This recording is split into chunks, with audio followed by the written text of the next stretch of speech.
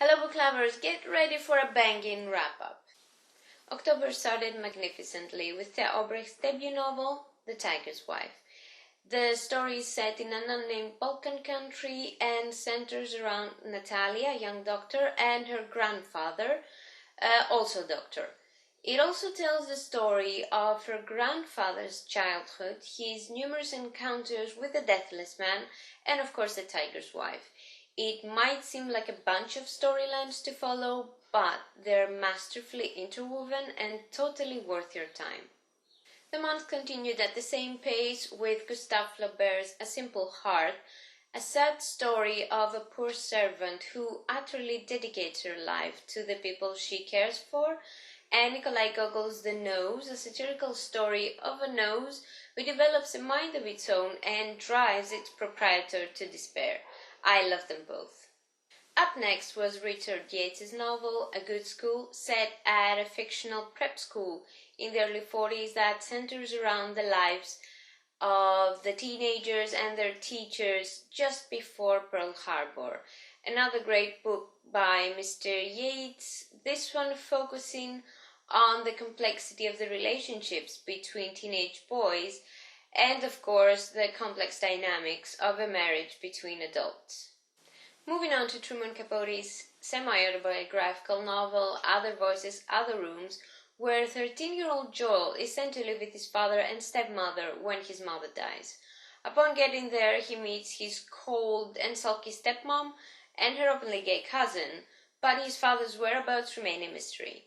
Another mystery is the woman who keeps appearing on the windows of the house that no one knows about. Beautifully written, with themes such as love, isolation, loneliness, and sensuality.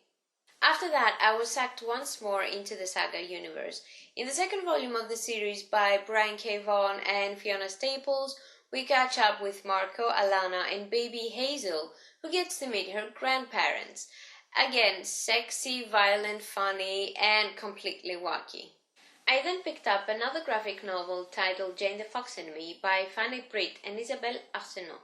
It tells the story of Hélène, a young girl bullied in school who finds comfort in the reading of Jane Eyre.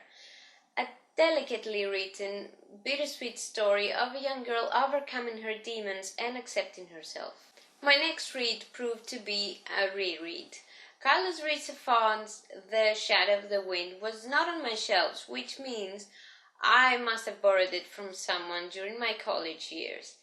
Anyway, this one takes place in Barcelona and tells the story of a kid whose dad takes him to the secret cemetery of forgotten books, where he's allowed to choose one book from it and protect it forever. But his pick proves to be quite treacherous and fascinating.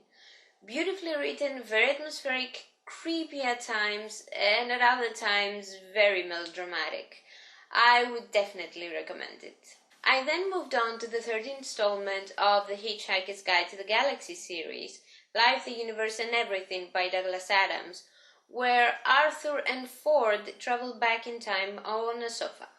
No Vogons this time, but a bevy of mean cricket robots that are up to no good. Fun, hilarious, crazy, and ridiculously smart. Back to classics with Edith Wharton's Fabulosity, The Reckoning, two short stories about solitude, abandonment, and love, and Henry James's The Figure in the Carpet, a story of an unsolved literary mystery that drove me insane and not in a good way.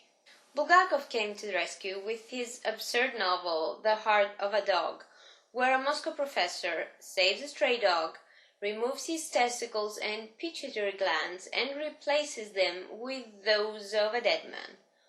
What could possibly go wrong, right? A brilliant satire on the Russian society of that period that will have you in stitches.